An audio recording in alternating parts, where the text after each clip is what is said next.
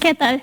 El tema del día de hoy va a ser el ácido linoleico conjugado, o CLA por sus siglas en inglés, como parte de una terapia antiobesogénica. Entonces, como un inicio, vamos a ver lo que son definiciones de sobrepeso y obesidad, cosa que ya se ha visto mucho, pero vale la pena recalcarlo porque sí hay que hacer una diferencia entre ambas definiciones. Sobrepeso se refiere a un exceso de peso para la estatura que nosotros tenemos, pero nuestro peso está compuesto de muchas cosas, es decir, no es solo la grasa, es también el músculo, es el hueso, es la piel, es el cabello, son los órganos. Entonces, cuando una persona tiene un sobrepeso, normalmente hay que identificar de dónde está proviniendo ese sobrepeso. Podría ser que solo tiene un exceso de agua del día y no representar ningún riesgo a la salud. El otro es la obesidad, que también se puede definir como un sobrepeso, pero más bien es una acumulación excesiva y anormal, y de hecho resaltar mucho la palabra anormal, de grasa en el cuerpo. Básicamente es una condición prevenible y su principal causa es un desequilibrio entre el consumo y un gasto de energía. Lo que sabemos actualmente es que 7 de cada 10 mexicanos sufren de sobrepeso y obesidad, y que esto reduce la esperanza de vida. Pero ¿qué es lo importante también de esto? Que no solo hay que utilizar, por ejemplo, el índice de masa corporal como un método de diagnóstico. A mí se me hace un poco simplista. ¿Por qué? Porque realmente no alcanza a cubrir lo que es la verdadera epidemia de la obesidad. Hay un ejemplo en un artículo que se publicó en la revista The Lancet, donde le hacen un estudio a un hombre y a una mujer que vienen por causas diferentes a un hospital y les tienen que hacer un estudio de imagen clínica. Ambos tienen 50 años aproximadamente, tienen un perímetro abdominal y una circunferencia de cintura muy similar. Pero la diferencia es que la mujer tiene un índice de masa corporal de 32 y el hombre un índice de masa corporal 29. Entonces lo que pensaríamos lógicamente en una consulta de día a día es que el hombre está muchísimo más sano o por lo menos tiene menor riesgo de complicaciones a futuro. La realidad, que estas ya son las imágenes de ese estudio, es que tenemos del lado izquierdo la tomografía del hombre, donde se ve que tiene ya calcificación de la aorta y nefroesclerosis, porque toda la grasa que está contenida está en forma visceral, en la parte visceral, a pesar de que su índice de masa corporal es mucho menor que el de la mujer, mientras que la mujer, que tiene un índice de masa corporal mucho más elevado, está completamente sana. Y la diferencia precisamente es esa, en dónde se está acumulando la grasa. Y es ahí donde se recalca la diferencia. La grasa visceral, que es la que tiene muchas complicaciones y es la que es metabólicamente activa, y la grasa subcutánea, que finalmente tiene como la función de protegernos contra algún golpe o regulación de temperatura, pero no implica ningún daño a la salud. Lo que sabemos ahorita del tejido adiposo, que es lo de la grasa visceral, es que no es simplemente un tejido que se dedique a almacenar grasas, sino que también tiene muchas funciones, que puede regular apetito, presión arterial, tiene funciones inflamatorias, esteroides sexuales, es decir, no es solo un tejido inmóvil, tiene varias funciones y finalmente cuando este tejido sufre alguna alteración, principalmente negativa, es que vienen las complicaciones a corto y a largo plazo. Entonces es la grasa visceral la que debemos de cuidar y la que le debemos de dar prioridad durante una consulta. Un poquito de cómo se da el proceso de digestión de las grasas, pues finalmente vamos a hablar de triglicéridos. ¿Por qué? Porque el 95% de nuestro consumo de grasas viene en forma de triglicéridos. El resto es colesterol, fosfolípidos, son grasas que realmente aportan muy poco. Entonces vamos a enfocarnos en triglicéridos. La digestión empieza en la boca con la lipasa lingual, que lo que hace es reducir estos triglicéridos a monoglicéridos, a di y monoglicéridos. Después pasa al estómago, donde está la lipasa gástrica, que hace la misma función pero en mayor porcentaje. Y finalmente pasa al intestino, donde ya las enzimas pancreáticas se encargan de degradar la mayoría de esos di y monoglicéridos a ácidos grasos. Después de que ya sucedió esta reducción, estos ácidos grasos se van a conformar en una micela, junto con las sales biliares. Y una vez en esto, van a entrar a un kilomicrón. El kilomicrón es el responsable de transportar a estos ácidos grasos, que bueno, antes de eso, los ácidos grasos que entran al kilomicrón no se quedan como ácidos grasos aquí adentro, sino que se vuelven a esterificar a triglicéridos. Entonces, lo que realmente tenemos en el kilomicrón son triglicéridos. Este kilomicrón es el que se encarga de pasar del intestino al sistema linfático y después a circulación sanguínea a las grasas. El principal punto de corte donde terminan estas grasas es el músculo y es el tejido adiposo. Una vez que está ya dentro de la circulación, que lo podemos ver en esta imagen, es que los triglicéridos se van a tejido adiposo y a músculo. Vamos a enfocarnos ahorita en lo que es el tejido adiposo. Dentro de cada adipocito, que es la célula principal del tejido adiposo, hay una enzima, entre muchas que deben interactuar en el adipocito, que se llama lipoproteína lipasa. Sus siglas son el LPL. Esta enzima lo que está encargada de hacer es que entra al kilomicrón y esos triglicéridos los vuelve a descomponer en ácidos grasos, para que ya como ácidos grasos puedan entrar al adipocito y dentro del adipocito se vuelvan a convertir en triglicéridos y se almacenen. Si esta enzima no funciona bien, como es el caso muy extraño de algunos polimorfismos, entonces las grasas no pueden entrar al adipocito. Si no están degradadas a ácidos grasos, las grasas no pueden entrar al adipocito. Este es un punto muy relevante que nos va a ayudar a comprender más adelante la función del ácido linoleico conjugado. Y aquí no todo realmente es cuánta grasa come. No podemos decir al paciente, pues deje de comer grasa, tan simple como eso. Aquí el problema es un exceso de comida. ¿Por qué? Porque los carbohidratos finalmente también se convierten en grasa. Una vez que los consumimos y son transformados a glucosa, la glucosa que es necesaria se utiliza como energía inmediata, el resto se empieza a almacenar como glucógeno en músculo y en hígado, pero también llega a un límite saturable. Cuando se limita, empieza la conversión de grasas. De hecho, esta es la reacción que podemos ver aquí en la pantalla. Finalmente no va a entrar a ciclo de Krebs, sino que se va a la formación de palmitato. Y una vez convertido en palmitato, viaja de hígado a tejido adiposo para almacenarse como grasa. Entonces aquí cualquier exceso de cualquier alimento nos va a llevar a mayor acumulación de grasa en el tejido adiposo. No se trata de simplemente dietas de 0 grasas o 0 carbohidratos, es una alimentación balanceada básicamente de lo que estamos hablando.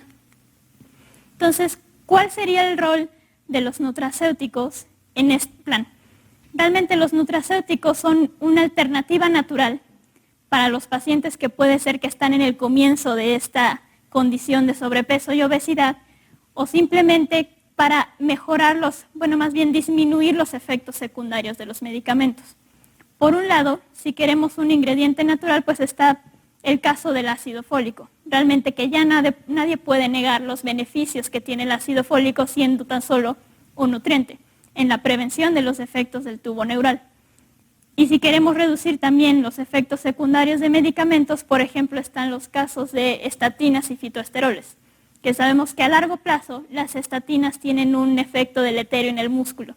Por lo tanto, si se puede reducir ese efecto secundario creando terapias mixtas que tengan fitoesteroles y estatinas, estamos llevando a nuestro paciente finalmente al mismo objetivo, pero sin causarle tantos daños a la salud. Por eso los nutracéuticos son una opción muy buena para llevar a los pacientes a una mejor salud de una manera un poco más sana y menos riesgosa. En este ámbito también están, por ejemplo, los ácidos grasos, que no simplemente sirven para reserva de energía o como nutrientes, sino que tienen otras funciones, por ejemplo, ligandos para factores de transcripción, pueden influenciar la fluidez de la membrana, pueden ser precursores de eicosanoides y lipoquinas, pueden asilar proteínas, ser substratos de enzimas o estar involucradas en reacciones de peroxidación. Es decir, un nutriente tiene más que solo el efecto nutritivo, que simplemente proporcionarnos energía. Y es aquí donde nosotros aprovechamos ese beneficio y llevarlo a dosis un poco más elevadas que las que encontramos naturalmente en un alimento puede ser benéfico.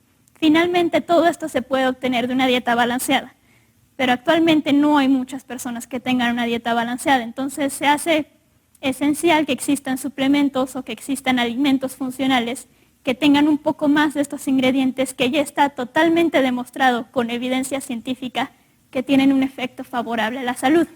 Bueno, ¿y de dónde parte todo esto? De la rama que se llama genómica nutricional. La genómica nutricional se divide en dos ramas. Una es la nutrigenética, que explica la relación gen-nutriente. Por ejemplo, cómo es que responden nuestros genes a cierto tipo de nutrientes.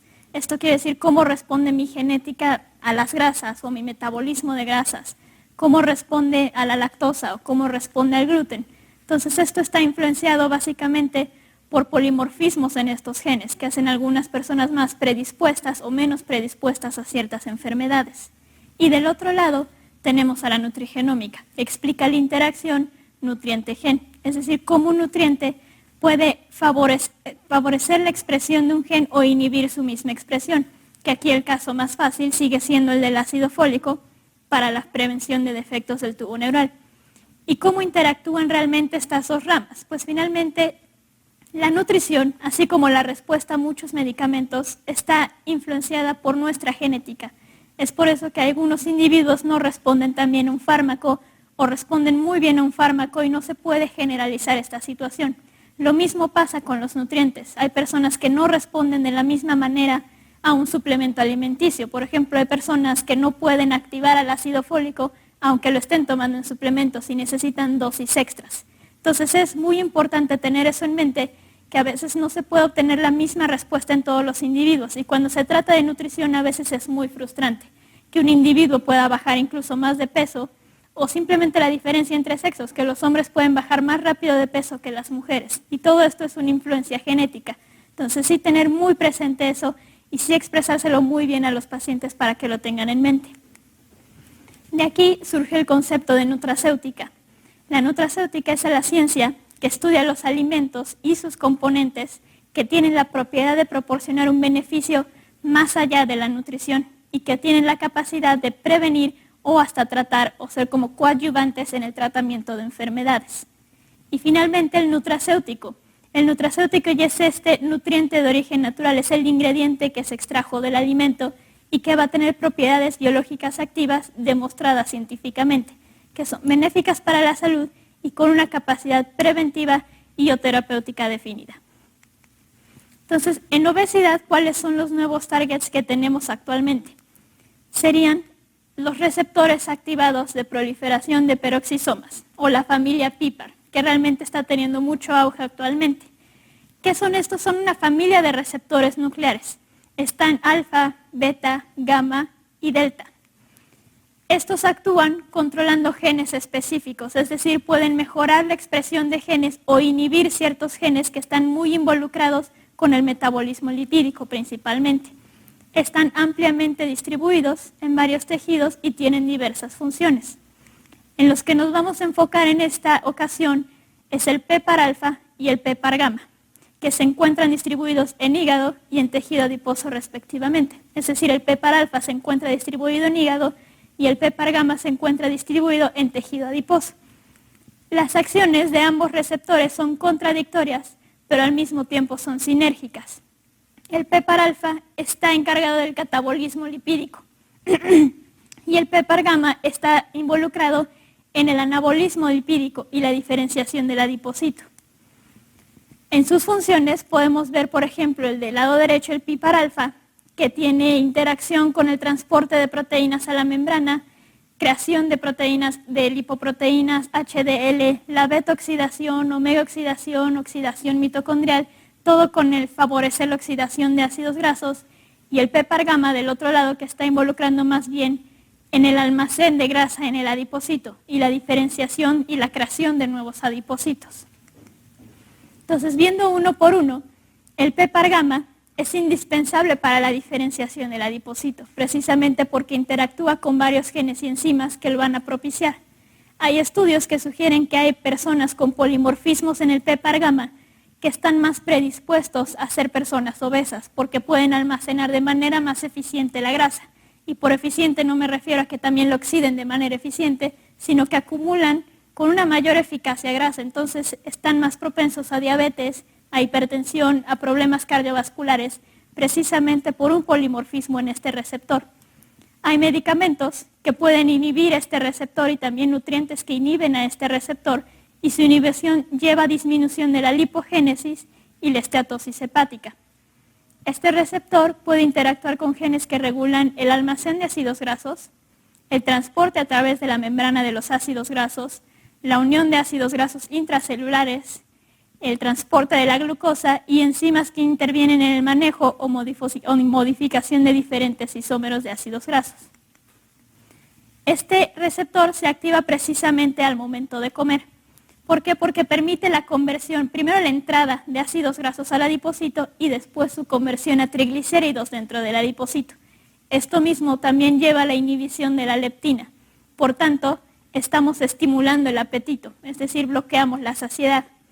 De igual manera, los carbohidratos también se convierten en triglicéridos, como lo mencionamos en hígado, cuando llega un exceso, son transportados por VLDL de hígado a tejido adiposo y también pueden ser almacenados en el adipocito.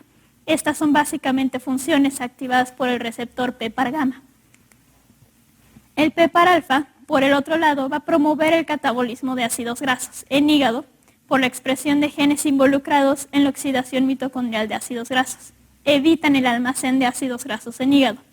Previene también la hipertrofia del adipocito, reduce la inflamación al suprimir genes proinflamatorios, disminuye triglicéridos plasmáticos, aumenta HDL y puede incrementar la adiponectina, es decir, mejorar la sensibilidad a la insulina.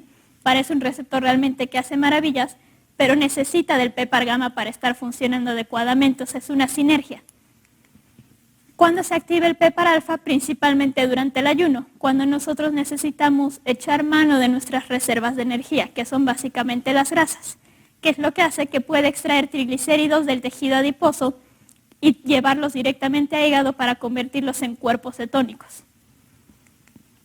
Entonces, una vez dicho esto, ahora sí vamos a entrar en el tema que es de ácido linoleico conjugado, o CLA. ¿Qué es el CLA? Realmente es un grupo de isómeros, no se puede decir que es un ácido graso solito como tal, es un grupo de isómeros que derivan del ácido linoleico, que es el omega 6. El ácido linoleico contiene 18 átomos de carbono y es la imagen que ven al principio, es la primera cadena. De ahí se desprenden las otras cadenas. ¿Por qué? Porque los rumiantes, o todos los animales que consumen pasto, pueden convertir en su microbiota intestinal este ácido linoleico en ácido linoleico conjugado. Y así lo metabolizan y entonces nosotros cuando consumimos carne o algún producto que viene de algún rumiante, estamos consumiendo pequeñas dosis de ácido linoleico conjugado. Lo que les mencionaba al principio es que estos rumiantes pueden convertirlo en 18 isómeros o más de 18 isómeros de ácido linoleico conjugado, de los cuales solo 2, que son los que se ven en la parte de abajo de la imagen, las dos cadenitas 11 y 9 y 12 y 10, son los que se han demostrado tener una función biológicamente activa. Bueno, ¿qué es el CLA? El CLA es un grupo de isómeros conjugados que parten principalmente del ácido linoleico, que es un ácido graso de 18 átomos y es el de la familia omega 6. ¿Qué pasa? Que en animales, los rumiantes principalmente, convierten este ácido linoleico que absorben de las plantas y hierbas que consumen y en la microbiota intestinal sufren una transformación. Entonces empiezan a cambiar los enlaces y se crean muchos más isómeros. Se crean en total 28 isómeros que son los que conforman al CLA. De solo 2 isómeros, que son las dos cadenas que se ven en la parte de abajo de la imagen, el C9T11 y el T12C10, el T10C12, perdón, son los que son biológicamente activos y son los que han demostrado tener un beneficio para la salud. Entonces, ¿qué es el CLA? Es un ácido graso, no esencial, pero sí es funcional. Originalmente, cuando lo descubrieron, que este es el autor que lo descubrió en 1987, se descubrió que tenía propiedades anticancerígenas y antimutagénicas. De hecho, se podía ver que reducía el tamaño de algunos tumores, pero conforme se seguía estudiando, vieron que tenía más propiedades antiobesogénicas y antiinflamación. De hecho, esta lámina es uno de los primeros estudios que se hizo con el CLA, donde se veía que a mayor dosis de CLA disminuía la cantidad de tumores en el tejido mamario de modelos animales. ¿Por qué? Porque había mayor expresión de genes en el metabolismo del retinol y con esto había una mayor absorción del retinol. Actualmente lo que vamos a ver en este tema son las propiedades antiobesigénicas. Primero, explicar que los isómeros, ambos isómeros, también son contradictorios. Digamos que interactúan con receptores diferentes, pero a fuerza se necesita que estén los dos. No funciona si nada más tomamos un isómero, o si encontramos, de hecho en los alimentos vamos a encontrar ambos isómeros. Por eso se necesita que en productos siempre estén ambos isómeros. Y entonces ahorita voy a explicar un poco cada función de cada isómero. El que es el T10C12, principalmente suprime la hiperplasia en tejido adiposo, es decir, evita la conversión de preadipocito a adipocito. ¿Por qué? Porque este isómero interactúa directamente con el receptor PPAR-gamma. Entonces puede interactuar con estas enzimas que propician que se cree un nuevo adipocito. Al dar el CLA, o precisamente este isómero, estamos disminuyendo la actividad de varias enzimas. No es que estén inhibidas por completo, pero sí disminuye muchísimo su actividad. Por lo tanto, el paciente no va a estar creando más adipocitos. Finalmente puede empezar a trabajar con los adipocitos que ya tiene acumulados y trabajar con la grasa que tiene acumuladas en esos adipocitos. De igual manera, va a suprimir la hipertrofia en tejido adiposo. Va a interactuar igual con varias enzimas que están involucradas en el almacén de ácidos grasos en el adipocito. Por tanto, si ya no estamos almacenando grasas, el adipocito no sigue creciendo y no ve la necesidad de convertirse en un preadipocito. ¿Por qué? Porque estas enzimas, principalmente la que mencionaba al principio, la lipoproteína lipasa, están bloqueadas. Si no hay una enzima que pueda degradar esos triglicéridos, ácidos grasos, pues finalmente la grasa no puede entrar al adipocito y tiene que tomar otra ruta metabólica. Pero aquí lo que estamos logrando es suprimir hiperplasia e hipertrofia del adipocito, es decir, estamos evitando el almacén de grasa a nivel de tejido adiposo. Aquí hay un estudio que ya tiene incluso varios años, donde estamos viendo la regulación genética por el CLA, principalmente el isómero T10E12. ¿Qué es lo que puede hacer? Se ve cómo interactúa y disminuye la actividad del PPAR-gamma, tanto 1 como 2. También el AAP2, que es un transportador de ácidos grasos, y también la LPL, que es el encargado de almacenar los ácidos grasos, del kilomicrón al adipocito. También el CLA se ha visto, este isómero puede aumentar la concentración de leptina. ¿Qué estamos logrando con esto? Principalmente inhibición del apetito. Las personas que llegan a consumir el CLA normalmente comentan que sienten menos apetito, que se les redujo. Pero insisto, no todas las personas les puede pasar este efecto, depende mucho de la genética de cada quien.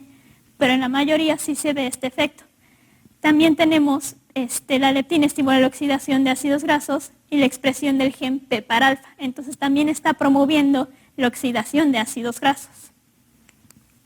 Entonces, en resumen, este isómero, el T10E12, tiene el efecto de menor acumulación de grasa en tejido adiposo, que eso ya es un enorme beneficio para los pacientes, porque entonces pueden empezar a trabajar con su propia grasa. Aquí se les está dando una pequeña ayuda para impedir que sigan las complicaciones, es decir, mientras yo se siga creando más grasa, estamos también reduciendo el riesgo de comorbilidades, de que haya más citoquinas inflamatorias. Pero sí se necesita a fuerzas trabajar con la grasa ya existente.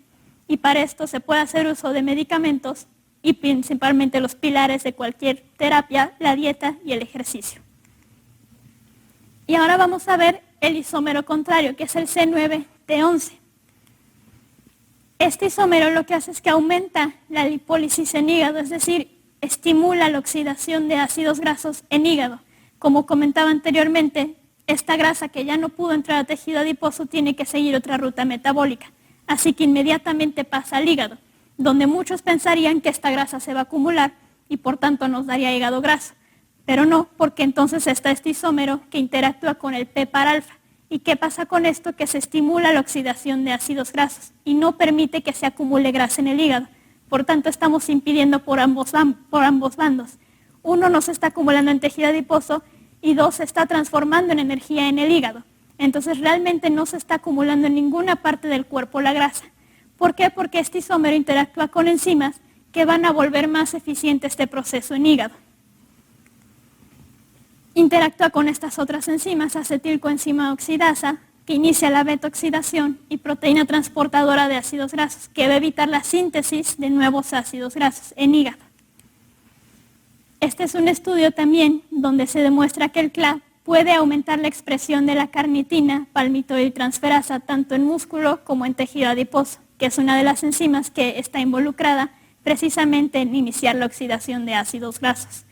De este lado tenemos a los animales que están en ayuno, donde están los control y están los suplementados con CLA, donde se ve que los suplementados con CLA aumentan esta enzima principalmente en músculo. Finalmente, los animales que sí consumen alimentos que no están en ayuno aumentan más esta enzima en tejido adiposo. Esto con 0.5% de la mezcla de CLA, que sí es importante resaltar precisamente por eso, que se necesitan ambos isómeros. Si nada más estamos utilizando una mezcla con un solo isómero, por ejemplo el T10C12, evidentemente podríamos tener una complicación a largo plazo, porque tal vez no se están acumulando las grasas en tejido adiposo, pero sí se van a tener que acumular en otro lado si no tenemos ese estímulo de oxidación de la grasa. Por eso se encuentran luego muchos estudios que reflejan que el CLA da hígado graso y da diabetes. Todo tiene que ver con el isómero utilizado. Mientras estén utilizando la combinación de isómeros, no existe tal problema. La grasa no se almacena en tejido adiposo, pero sí se oxida en hígado. También el CLA está aumentando la expresión de adiponectina y GLUT4. Por lo tanto, tampoco va a haber un problema ni de diabetes ni sensibilidad a la insulina. Sí se está contrarrestando este efecto que se podría ver en tejido adiposo. Entonces, el paciente no corre ningún riesgo ni de aumentar niveles de insulina ni de aumentar niveles de glucosa. Otras propiedades que ahorita continúan en estudio del CLA también es el incremento del gasto energético. Por ejemplo, el gasto de energía está en función de la tasa metabólica basal, la termogénesis y la actividad física. El CLA interviene precisamente en la tasa metabólica basal y en la termogénesis. ¿Cómo hace esto? Alzando la expresión de proteínas desacoplantes, UCP, que existen varios grupos 1, 2 y 3. Principalmente la UCP2 se encuentra en tejido adiposo. ¿Qué hacen estas proteínas? Facilitan el transporte de protones a través de la membrana mitocondrial interna. Es decir, promueven la transformación de ATP en calor. Entonces las personas empiezan a generar más energía a través del calor, aumenta la termogénesis y de esta manera se está logrando también una mayor oxidación de grasas y mayor oxidación de energía. Otra cosa que se ha visto, y de hecho el CLA se puede utilizar en deportistas, es que puede estimular el aumento de masa grasa. ¿Por qué? Porque favorece a la hormona del crecimiento, al factor de crecimiento similar a la insulina y otros factores de crecimiento. Entonces la administración de hormonas resulta en un aumento de la acumulación de masa corporal magra y una disminución de la masa grasa debido a este aumento de lípidos. Así que tenemos incluso un kit completo. No estamos almacenando grasa, estamos favoreciendo su oxidación y estamos mejorando la masa magra. Existen algunos suplementos en mercado que también hacen la combinación de CLA con leucina.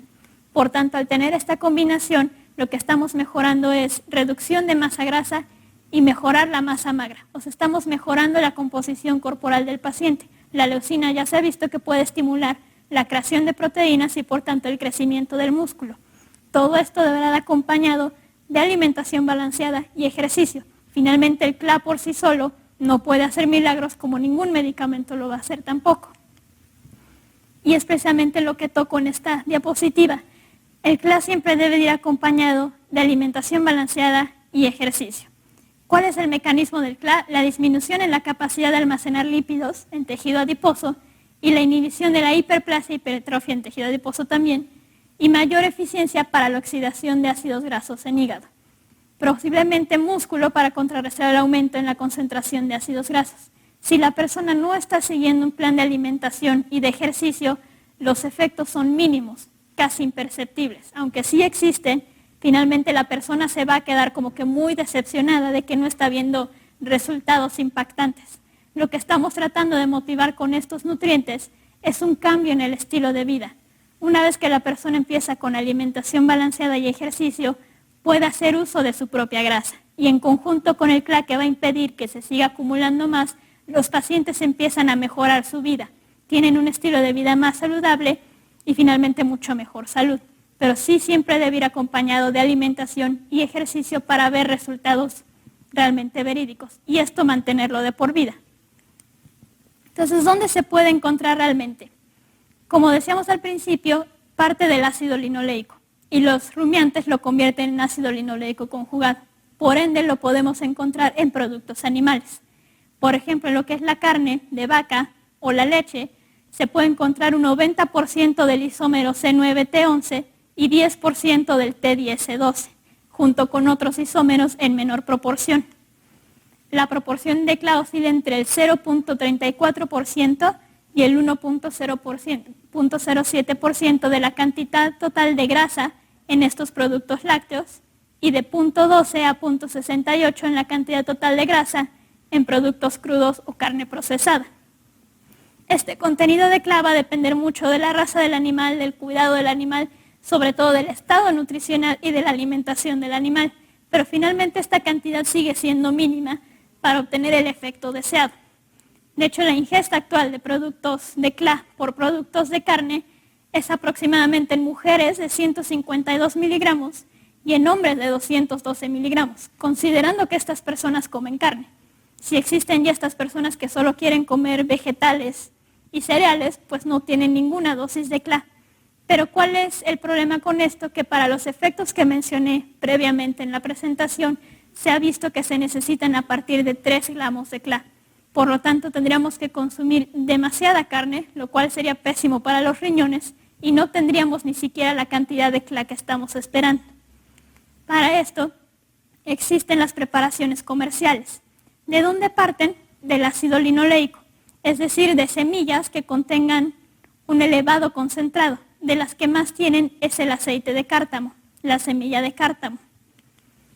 A partir del aceite de cártamo es que se elaboran muchísimos productos que contienen el CLA. Por ejemplo, los que vienen solos, los que vienen preparados con leucina, y estas presentaciones comerciales cuentan con ambos isómeros, que es el C9T11 y el T10E12, en cantidades equitativas. No hay ni más de uno ni más del otro.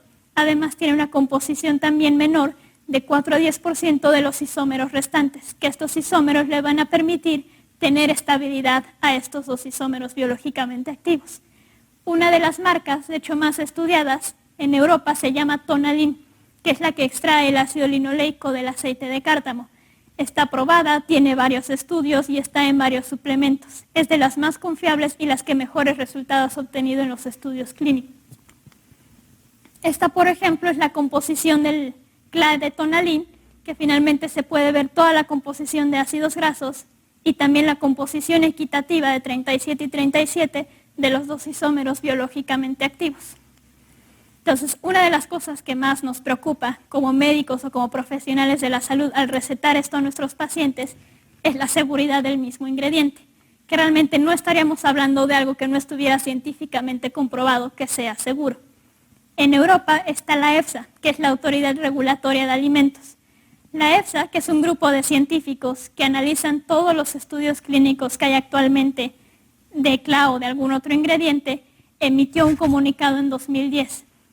Y realmente lo que dice este comunicado es que las mezclas, principalmente la de Tonalin, que contienen ambos isómeros, en estudios animales indican que no existe genotoxicidad, ni toxicidad reproductiva, ni carcinogenicidad o que produzca alguna alergia, mientras con las mezclas autorizadas.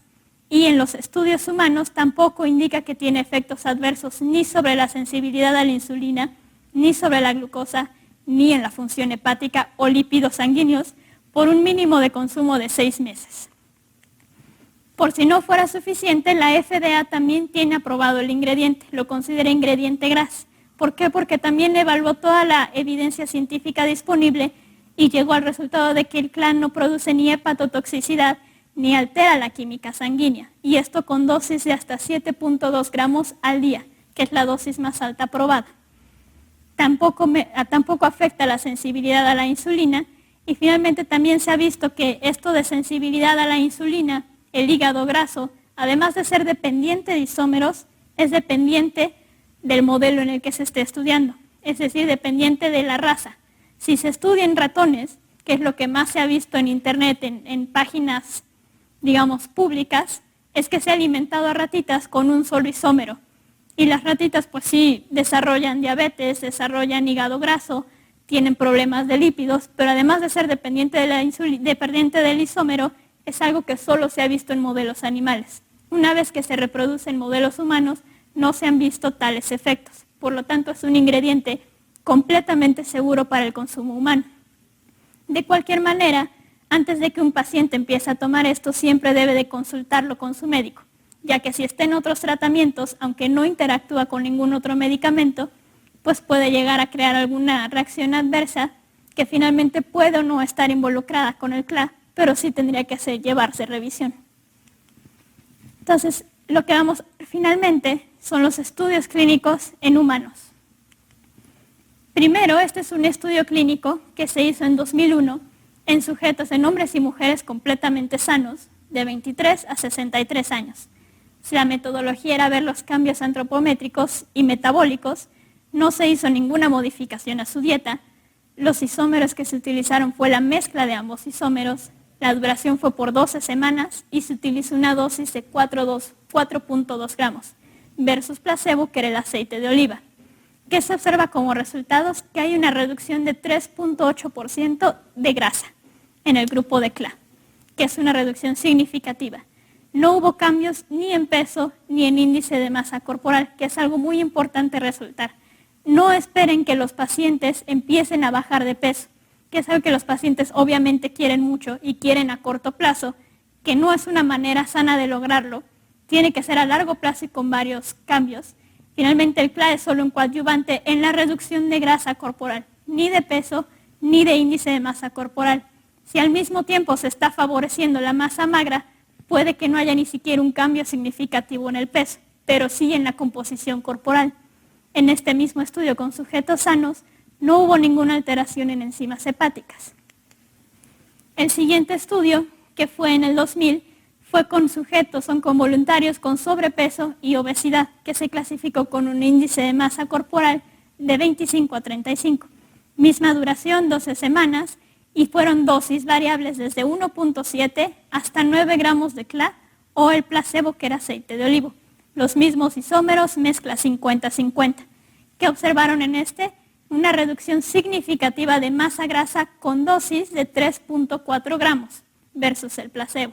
Esto de la dosis es algo que quiero recalcar mucho en el siguiente estudio, que más bien es un metaanálisis, que es de los más relevantes que se tiene sobre el CLA. Fue en el 2007 y utilizaron 18 estudios. Con población de 18 años, ambos géneros, un diagnóstico con plicometría, con DEXA, con bioimpedancia, mismos isómeros y una duración desde 12 hasta 104 semanas, es decir, lo llevaron hasta 2 años. Las dosis eran variables desde 2.7 a 6.8 gramos al día. ¿Qué fue lo que observaron? Una reducción de 0.09 kilogramos por semana de grasa y no se observó ni resistencia a la insulina ni hígado graso. Esta gráfica que se ve aquí lo que está mostrando es qué tanto se ven resultados durante el largo del tratamiento. Los principales resultados se observan en las primeras 20 semanas de tratamiento. Alrededor de los 3 meses es cuando es más funcional el nutriente, cuando más cambios se pueden ver. A partir de este tiempo sigue habiendo un efecto, pero ya es menor. A veces la persona ya lo toma como un efecto placebo. El CLA no es tóxico a largo plazo, pero finalmente puede suspenderse a los 3 meses y retomarse eventualmente. El efecto está en los primeros meses que se está tomando el producto. También lo que se llegó a conclusión es que la dosis que mejor beneficio tiene es de 3 a 4 gramos. Arriba de 4 gramos no hay ningún efecto, ni es acumulativo, ni si me tomo 7 gramos voy a bajar 7 gramos más. Realmente arriba de los 4 gramos ya ni siquiera se observa un efecto y por abajo de los 3 gramos tampoco se observa ningún efecto.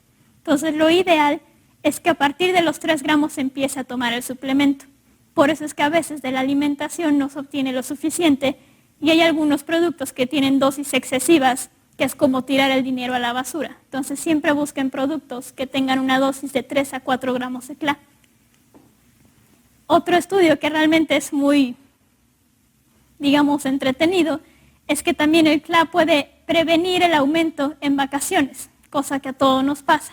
Un estudio que es aleatorizado, doble ciego y controlado con placebo, con 40 sujetos con sobrepeso, de 18 a 44 años, tuvo una duración de 6 meses, 3 gramos de CLA, misma mezcla de isómeros, y ellos hacían una evaluación del peso previo a las vacaciones, o sea, en agosto-octubre, durante las vacaciones, que es noviembre y diciembre, y posterior a las vacaciones, que fue en enero y marzo, que observaron como resultados que en comparación con el CLA, el grupo placebo mostró una mayor tasa de aumento de peso durante Navidad. Mira, en 6 meses los cambios en la composición corporal eran mucho mejor en el grupo con CLA, es decir, tenían menos grasa, la grasa corporal se redujo significativamente y el reporte de emociones negativas o depresivas se redujo en el grupo CLA, que es algo que también nos impacta mucho, que después de la alegría de Navidad regresamos a darnos cuenta cuánto hemos subido de peso y viene la época casi depresiva, suicida de muchas personas. Entonces las personas que tomaban CLA durante este periodo previo y de vacaciones no aumentaron tanto de peso, redujeron su masa grasa y realmente se sentían mucho mejor consigo mismos durante el periodo post-vacaciones. ¿Qué otra cosa se vio?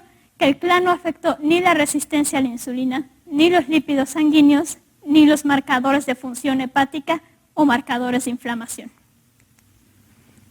¿Qué podemos ver? En otro estudio se utiliza también en niños, es decir, el CLA no solo está recomendado para personas adultas o adultos mayores, niños también lo pueden empezar a tomar, no para bajar de peso, no para mejorar el índice de masa corporal, sino para mejorar la composición corporal. En este estudio utilizaron 62 menores de 6 a 10 años que ya tenían sobrepeso y obesidad, cosa que no es muy raro encontrar en México, con una duración de 7 meses, dosis de 3 gramos, misma mezcla de isómeros, y el vehículo era leche con chocolate. Finalmente se pudo utilizar el aceite, que es CLA, es un aceite, en varios vehículos. Se involucraron en el desayuno, en leche con chocolate, en varios vehículos. ¿Qué se observó en estos niños? Que se atenuó el incremento en índice de masa corporal comparado con el placebo, que hubo un menor porcentaje de masa grasa y un menor porcentaje sobre todo de grasa abdominal por total de peso corporal. Este también es un nuevo metaanálisis que salió en el 2012, que tiene 15 estudios, igual CLA versus placebo, mismos isómeros, duración mínimo 6 meses, dosis de 3 gramos, y lo que tenemos y lo que podemos ver en la gráfica es una diferencia significativa en la pérdida de peso de CLA versus placebo, perdiendo 0.70 kilogramos con el CLA, y una diferencia significativa en pérdida de masa grasa a favor del CLA. Finalmente tenemos este último estudio que salió en 2001, donde se vio que a partir de la 4ª semana de tomar el tratamiento con 4.2 gramos de CLA, ya había una reducción de 0.6 centímetros de circunferencia abdominal y una reducción de 1.4 centímetros de circunferencia de cintura. Todo esto se ve reflejado realmente en la disminución de grasa visceral. Entonces, lo que queremos decir es que el ingrediente es completamente seguro. Se puede utilizar desde niños hasta adultos mayores, evidentemente no en mujeres embarazadas ni en periodo de lactancia, pero es completamente seguro. Lo más que se puede encontrar, como se puede encontrar con cualquier alimento incluso, sería algún tipo de reacción como alergia o de disconfort en caso de que no tengan un buen metabolismo de las grasas. Eso ya es a nivel individual, que sientan diarrea o inflamación al consumir grasa, pero de ahí en fuera no se ha encontrado ningún efecto adverso que realmente amerite que el CLA se suspenda. Tiene muchos años en uso. En Europa se utiliza suplementado incluso en lácteos, en galletas, en todo lo que se puede encontrar, se encuentra suplementado con CLA, y en México apenas se está empezando a distribuir en forma de suplementos alimenticios. Lo que hay que verificar en cada suplemento que se recomienda es que la dosis sea adecuada y que tenga ambos isómeros, y finalmente pues que ustedes confíen en el producto y confíen en los resultados que tienen con cada paciente. Pues muchas gracias.